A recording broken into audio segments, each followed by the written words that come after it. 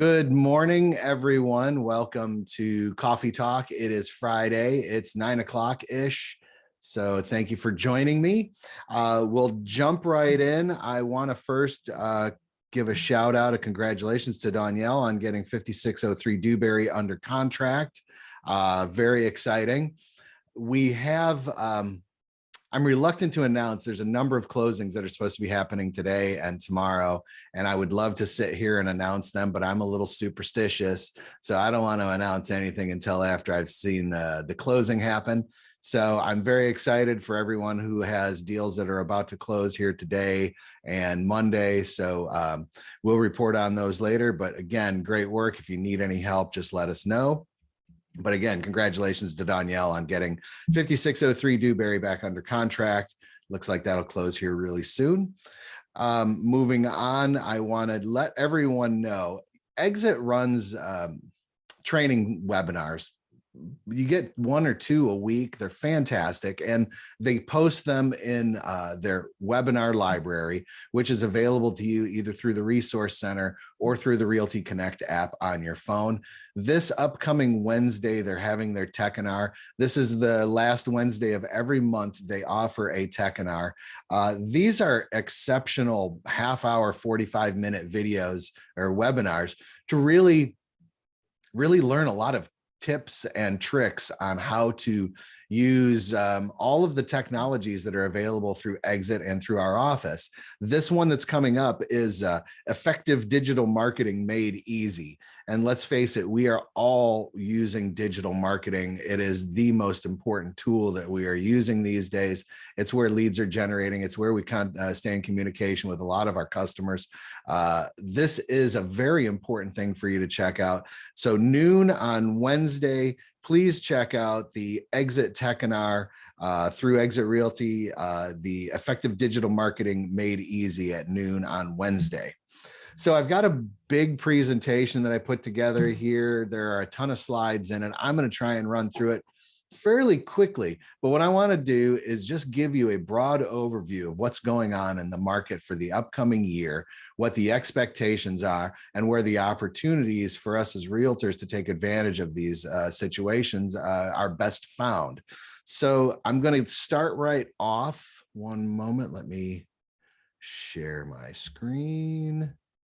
There it is. So I'm going to start off with, let me get my cheat sheet up here. Okay, I'm going to start off with this quote from Bill McBride from Calculated Risk. It is possible that rising mortgage rates will slow the housing market, or the Fed might raise rates sooner than expected due to a recent pickup in inflation. But I believe one thing is certain: inventory will tell the tale. So this is what's going on in our market more than anything else. The bad news is listings are at record lows. I don't think I'm telling anything new to anyone out there, but we've seen this. So we're in an incredibly competitive market, primarily because the number of new houses available, the number of months of inventory for us has shrunk significantly since the beginning of the pandemic. And really, we've been trying to catch up through this entire period of time. If you look at housing levels over the last year, from December of 2020 to December 2021, you can see on average the number of listings available has dropped 26.8% national average. I think what's really interesting about this chart when you look at it is one of the worst states for inventory. It goes Connecticut, Vermont, Florida. We're sitting at almost 50% less inventory than we had a year prior. So when you look at the number of inventory homes for sale, this goes back all the way to the beginning of 19. You can see the number of months of available inventory has just dropped and dropped and dropped. We saw, as it went into the pandemic in the middle of 20, that we saw the number of months become available, and then everything changed. The number of months worth of inventory started dropping in the middle of 2020, and it's really never caught up. And there are tons of factors involved in this. Primarily, you've got a number of buyers who really changed what it is they're looking for in a home. They no longer want to live in the city center. They want space. They want a home office because they're working from home more. The definition of what home is for a lot of people changed during the beginning of the pandemic, which created a huge buyer demand. And we've been dealing with this. Now, the number of homes have been coming onto the market, just haven't been at the same pace as where we need them to be to have a more balanced market. So this is for all of us right now. If there's no inventory to sell, it makes our job very challenging. We know what this means for us when we go in on transactions, that we're not the only one making an offer on this place. There will be multiple offers, and we need to be prepared for how we handle our offers as we present them. So this is kind of the bad news of what's going on in our industry. Let's talk about what's going on with buyers. So buyer activity hasn't softened. It still remains very strong. So this is a showing time monthly index that we look. I've used this in the past, where you can see that comparing November of last year versus November of this year, there's more showings going on now than there were a year ago. So this is probably the leading indicator of buyer demand. Showings mean contracts, contracts mean deals.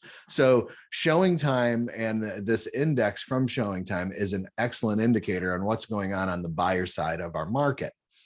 So if you're looking at what's going on with the showings, the look at the past 5 Novembers to put this into even greater context. The 2020 and 2021 showing numbers have been higher than the leading than the previous 3 years to them, which only shows that and no one's going to tell you 2018 and 2019 were bad years. They weren't. They were strong years. Yet the buyer numbers are still crushing where we were at prior to the pandemic. So there's definitely very strong buyer interest. And showings traditionally, as I was saying, lag during the holiday season, but the data that we're seeing tells us that buyer demand remains very strong. The fact that every region showed a year-over-year increase indicates that buyers are undeterred, and that speaks to their desire to keep searching for their next home. And let's face it, as times change, they are going to become, as the number of available homes, it's difficult to be a buyer. And working with buyers, we're going to have to always keep that in mind, that we need to set the stage for them so they understand when they're going in to make an offer that there are multiple offers on this thing, and it could be difficult for us to get it. They may need to be prepared to pay above an appraised value, and they may need to move more quickly than they originally expected. These are things we need to take into account on every one of our transactions, because we know it's not the buyer side that's keeping deals from happening right now. It's the level of inventory. And I'm going to skip over this one because and this one kind of shows what's been going on through those same 5 Novembers over the last 5 years, that not only are our showing numbers higher, but our pending sales numbers have run higher as well. So showing that is a leading indicator. Showings do equal contracts, which equal deals. So that's kind of the news of what's going on with buyers and sellers. And that's nothing new. I've been telling you guys this every week. You're probably sitting there saying, okay, thanks, Pat. You already told us all this. And yeah, I have. So let's really get to what the shining star of what's going on with everything these days is. And it's the one thing we would be doing. We wouldn't be doing our jobs if we were to overlook this in any way. Home equity has been the shining star of everything that's happened through this pandemic. So, this is from the 2021 Realtors Conference and Expo, if I could speak properly here. The lack of insight around home equity presents an opportunity for real estate professionals who are always looking for touch points with their past clients. So what we're saying here is, are you getting the message out to your potential sellers that they have significant equity gains over the last year in their home? And this presents plenty of opportunities for them, considering, are they thinking maybe it's time to upgrade into a larger home? Or maybe we want to downsize and use some of this equity for our retirement savings or other things. we need to constantly be on guard for this and watch for these opportunities to pass this message along. This is one of the greatest messages that you can pass through your social media and through direct interaction with people. The average homeowner gain in the United States with a mortgage was $57,000 over the last year. Over the last year. That's significant. I bought a house a year ago and now it's worth $57,000 more than it was a year ago when I bought it. That is an unbelievable statement to be able to make. And I don't know how many homeowners truly know how much equity they have in their homes. So this is the great message. This is the opportunity for us to be able to connect with sellers, bring inventory to market, and make more transactions happen. So as we kind of dig deeper into the homeowner equity, this growth hasn't come to a screeching halt by any means either. We've had a significant amount of growth over the last year, and we expect to see it continue to grow. I love these national maps. The information that I get is put out for on a national audience. So I'm always focused on Florida. I don't know why, but if you look at Florida, we're looking at a $64,000 average growth year over year in home equity. That is a huge, huge number. So, you know, not only have equity gains helped homeowners more seamlessly transition out of forbearance and avoid distressed sale, but they've enabled many to continue building their wealth. This is I think the greatest thing from First American. U.S. households own $36.8 trillion in owner-occupied real estate. 11.5 trillion of that is debt. The remaining $25 trillion is equity. In inflated adjusted terms, homeowners had an average of $294,000 in equity in the end of Q3 2021. That is a historic high. This is the big story. This is the shining star. Everything that's happened over the pandemic that seems so horrible, well, there were a lot of bad things that happened, but this is one of the good things. Home equity has grown, and it has grown significantly. This is the message that we need to be getting out to our sellers, and our buyers need to understand that too. What a great opportunity to get into a home and have it appreciate in value, build wealth. This is what our opportunities are. This is what we need to be selling. So let's take a quick look at what to expect for the upcoming year. Mortgage rates, they're predicting that they are going to stay in the 3s. I can tell you, I'm about to make an announcement about interest rates. They've gone up, they've shot up significantly over the last week. So we expect them to kind of go up and down. This is what they do. I try to report them over a few week period of time so we can see where the changes are. The projections are that we're going to be still in the 3s come the end of this year. We will obviously, mortgage rate projections are all based on stock market, the economy, the national borrowing, the Fed. So there are a lot of factors that go into calculating interest rates, and demand is one of them as well. So if demand starts to exceed abilities, then they tend to push prices up as well. Supply and demand. Anyway, so that's what's expected with interest rates. Let me touch on forbearances. Excuse me. This is something I always like to just mention because you will always get a question out there. Someone was saying, well, I'm going to wait for the bubble to burst. There's always a bubble, blah, blah, blah, blah, blah. Okay, this is where we stand with forbearances. Now, forbearance is the last step before foreclosure. This is the first time well, I don't have the last time it was this low, but the active number of loans in forbearance has dropped below 1 million. And this is significant. Just going back to the middle of 2020, when you were looking at 4.5 million homes. Now, again, to fall back to the discussion of equity a little bit, a lot of homes went into forbearance, especially at the beginning of the pandemic. But the fact that there was so much equity growth and it was growing quickly, a lot of those people were able to work their way out of their forbearances through just catching up on their payments or making a workout plan. 4 out of 5 homes that have gone into forbearance have generally worked their way out, primarily because we're in a market where home values are increasing. So, We may see a little bit of an uptick in foreclosure rates in 2022, but just an uptick, not an from an extraordinarily low level. We're not expecting to see a big increase. We expect delinquency rates overall on home mortgages to actually continue to remain quite low. So, this is what the experts are saying on foreclosures and forbearance, that the reality is people have too much equity in their homes to go into foreclosure. And so while it does happen, we're going to see it be very rare. And the fact that it is at a historic low, the fact that it's at a historic low is only means that it doesn't have any, that they generally don't go lower. They tend to work their way up. So again, if you hear a news story that foreclosures are up, well, they're lower than they've ever been. So if they tick up a little bit, that's probably normal. So be able to answer that question if it ever comes up to you.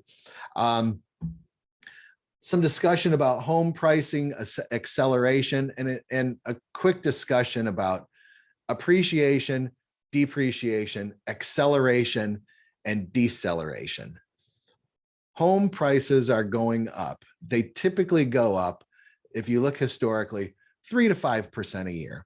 The last 2 years have been historic. We've been seeing that prices increase at rates of up to 20%. So this is the acceleration of prices.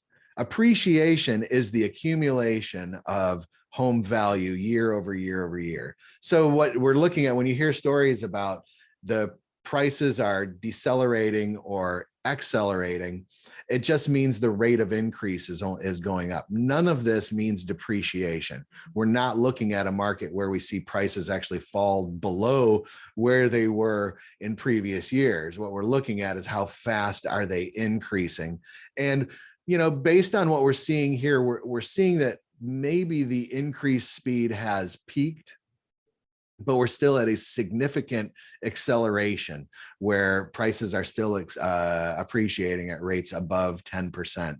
And it's interesting with this chart that this chart starts at 10% and it goes up to 20. So, we're definitely in a hot market for home prices. And, so what do we expect is going to happen for 2022?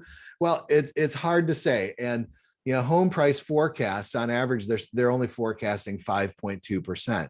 But as I've been reading since this report was actually created, most of the indexes are starting to raise that expectation already. So I think if we're looking at something that's going to be a 5 or 6% annual increase in appreciation, it's a projection. I think that we're going to see that be low based on the supply and demand. We don't have the sellers selling and we've got a ton of buyers. So home appreciation and home price increases will continue for the near term. However, they're not projecting them to be as aggressive as they have been over the last 2 years. So overall, I do think 2022 will be another strong year for housing, albeit a little bit higher mortgage rates. And we do think home sales will continue to rise to reach a 16-year high in 2022. So this is the market report that I wanted to get across to everyone. Let me kill my screen share. We are in a great market. There are tons of buyers out there. The challenge is finding sellers, and that still is the name of the game.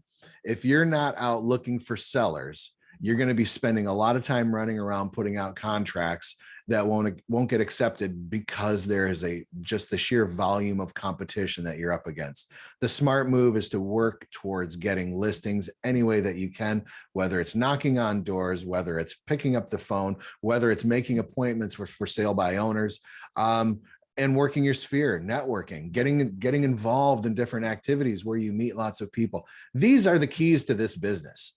Listings are the keys. And the more listings you get, the more business you do. That's just plain and simple. If you hold the inventory, you are the king. So let's everyone focus our efforts on doing whatever we have to do to get listings. The office is here to help you get those listings. So anything I can do or the office can do to help, please just let us know.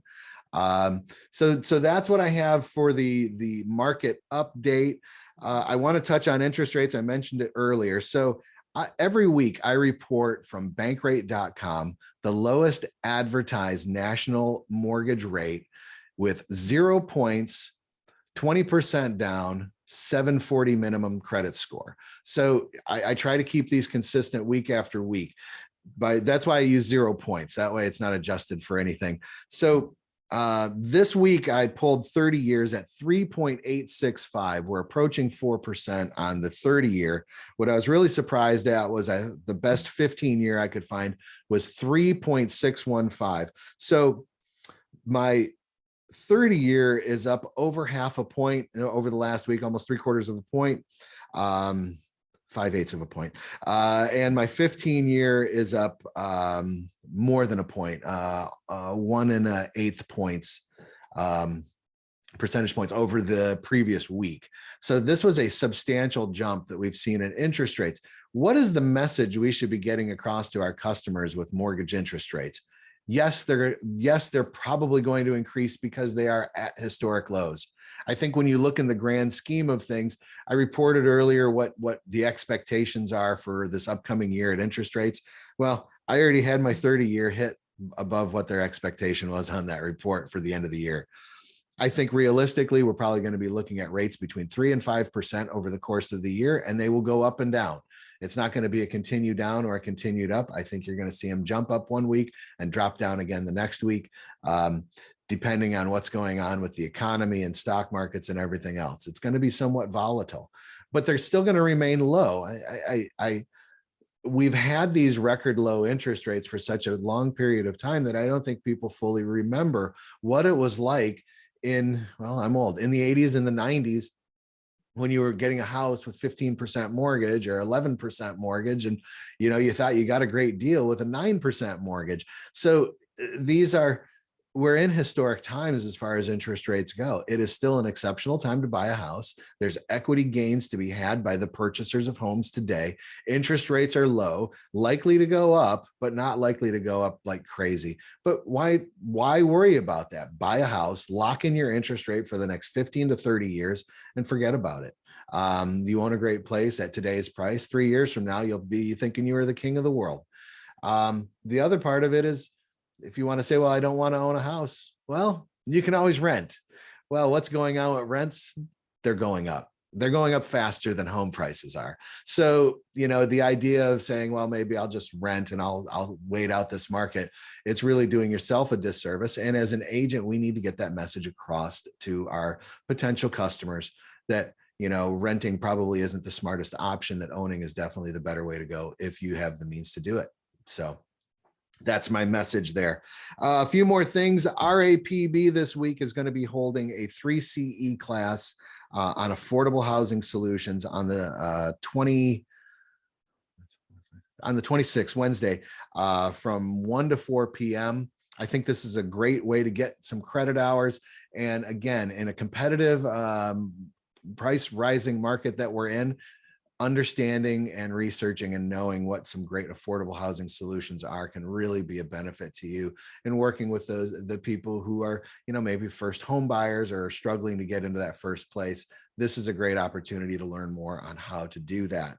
Again, I mentioned it earlier, Exit is going to be having their Techinar on Wednesday at noon. Definitely check that out. If you need the office, we are here. Give us a call or stop in. You know where we are. You know what our hours are. You know the whole drill. Thank you for joining me for Coffee Talk. I'm going to end the recording now. And then if there's anything anyone would like to discuss, we can feel free.